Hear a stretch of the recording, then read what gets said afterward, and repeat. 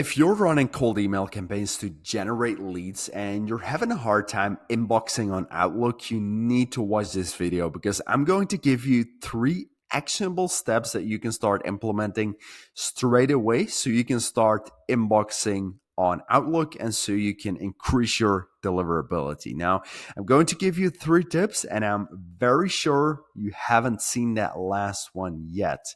It's actually the most important one, so make sure you stick around until the end of this video to find out what it is. Now, if you've been doing cold email, you obviously noticed that the last 6 months really, Outlook made it really hard to cold email because they really tightened up their spam filters. And yeah, it's just becoming very, very hard to inbox on Outlook. A lot of people have been having issues.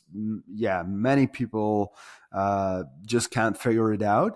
But there are a couple things that you can implement to increase your deliverability, because if your niche is very active on Outlook and yeah, you want to reach those people, you got to do something, right? You got to figure out a way to actually deliver in the inbox and pitch your offer, right? So I did some research, I did some testing, and I came up with the 3 things that will give you the highest likelihood of landing an Outlook in 2025. Now, please keep in mind that while implementing these steps, it's still not to the level of, let's say, Google, because Google has been really good lately, actually, to inbox. So please keep in mind, it's not going to be like ideal deliverability as we're seeing with Google at the moment. It's still going to be many times lower, but it is going to be a lot better. So I just wanted to rephrase this, that like I'm not seeing like 5% reply rates, but I am seeing a solid 2% at the moment, depending on the campaigns. So without further ado, let's get into the first one. So I'm going to reveal the first one here. So in terms of infrastructure setup, so H domains are doing better to inbox on Outlook at the moment. So let's say 3-month-old inboxes and domains. Now, what you can do is you can either have them warm up yourself, like you can buy domains and just warm these up yourself for a couple months, or 2 to 3 months, really.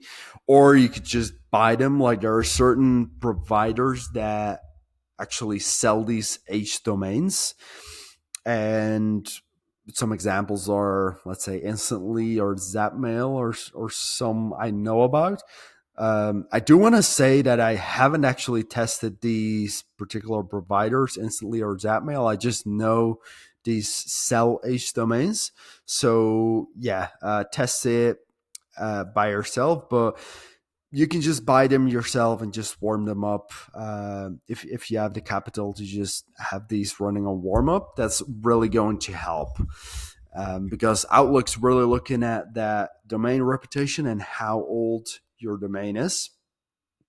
So what I also found, that there's no real significant difference between providers. So it doesn't really matter if you take Outlook inboxes or Google inboxes to send from, is what I mean, right? So yeah, it's a really small difference. So I've seen bigger data sets of other agencies testing, like how well they're landing in Outlook. And yeah, it doesn't really matter if you're sending from Gmail or Outlook, is what I found. So that's the first one. So in terms of infrastructure, H domains. Now the second one is to actually split up your list, right? To segment your list based on the ESP provider. So how you can determine your ESP provider is with a tool called Email Guard. It's completely free.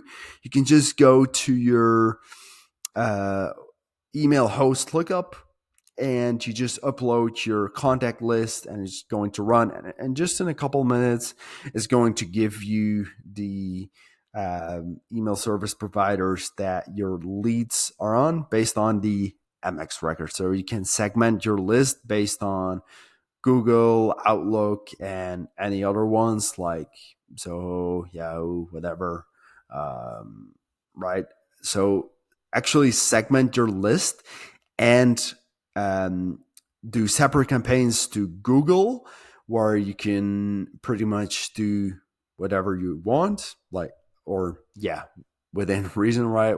While still following the best practices for cold email. So I would do one campaign to Google, and then the other one it would be to Outlook. And I'm going to explain right now what I would do in terms of Outlook. So the last one is copywriting.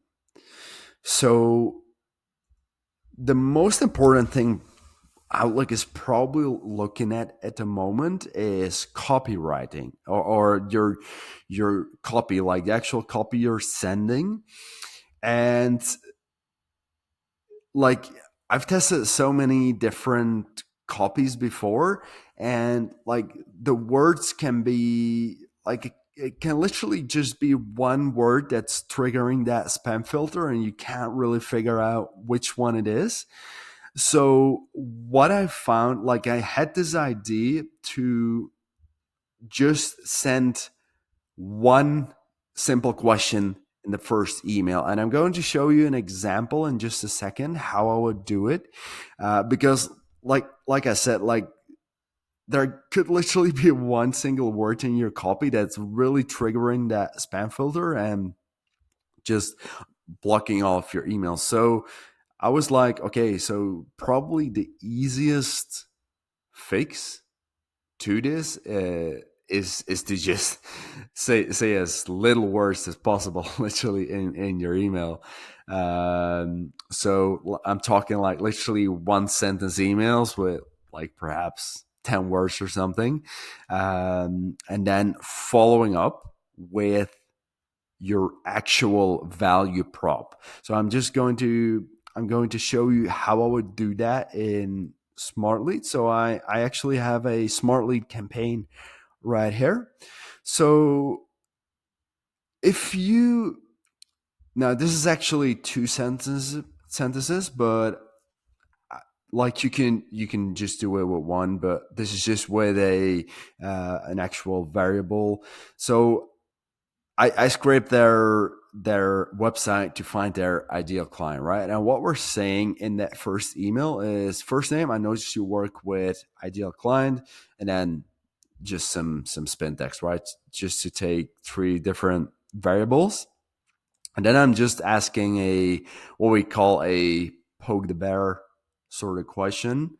Um, but what we want to do is send a second follow-up email with the value, with your actual value proposition, because the thing is, if the first, like, this is the important thing you got to realize, if the first email actually lands in the inbox, that's like you can literally send whatever you want after that first email. It is going to land in the same thread, right? So if you leave the subject line empty, it's automatically just going to land in the same thread, right? So the most important email is literally the first email. If that one inboxes, you can say whatever you want in that second, third, fourth email, and they will all just land in the same thread in the inbox. So this is, I would say, I guess you could call it like a Trojan horse email to actually land in the inbox, and then we're doing our actual value proposition in the second email. So the way I set this up in SmartLead, okay, so we got our one sentence, or yeah, two sentences, but I guess you could just do one. And then this is my signature, and then I like to put these inspirational quotes in Spentex format to just have some variables here, but I guess you could just leave those out as well for Outlook. And then obviously your unsubscribe.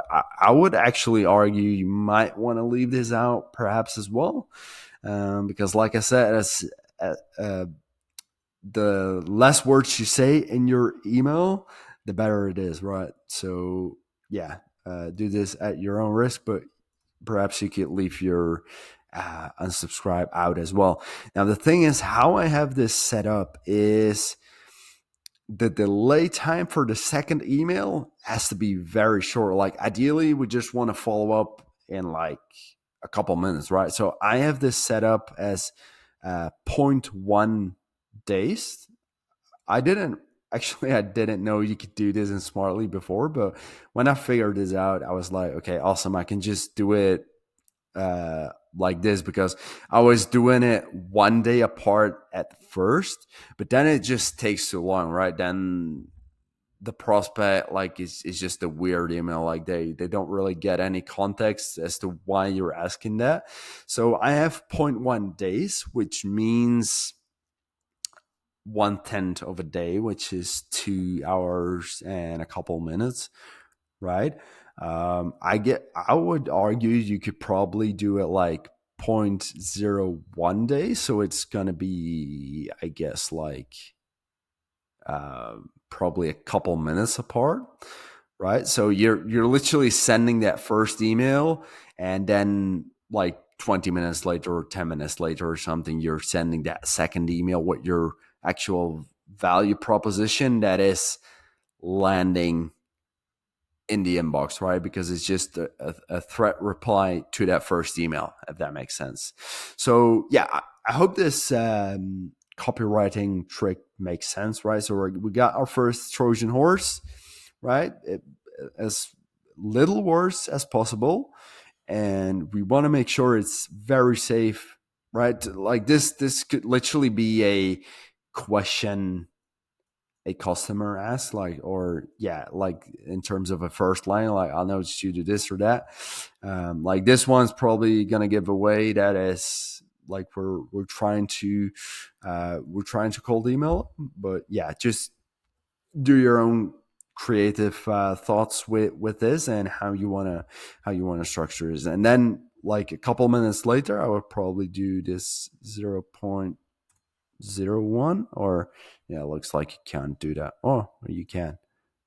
Oh, it's saying, not sure if it's actually gonna work if you do 0.001. Anyway, I always do it with 0.1. That definitely works, but then it's 2 hours apart. Might be a bit too long.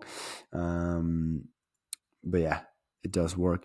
So, and then in the second email, you can put your actual value prop, and you can say pretty much whatever you want. So that's what I'm using at the moment to drastically increase Outlook deliverability. Like I said, it's not ideal. Like it's still going to be pretty bad compared to Google. But if your industry is very Outlook heavy, you need to try this, right? Because it's going to be a lot better than what you're probably doing right now, which is, sending your value proposition in the first email. So yeah, if you have any questions in regards to this, just let me know. And I'd definitely be curious to know if you test this out and if you see a better deliverability on Outlook. Definitely let me know, because I'd be very curious. So yeah, hope you found this valuable, and I'll talk to you soon. Bye.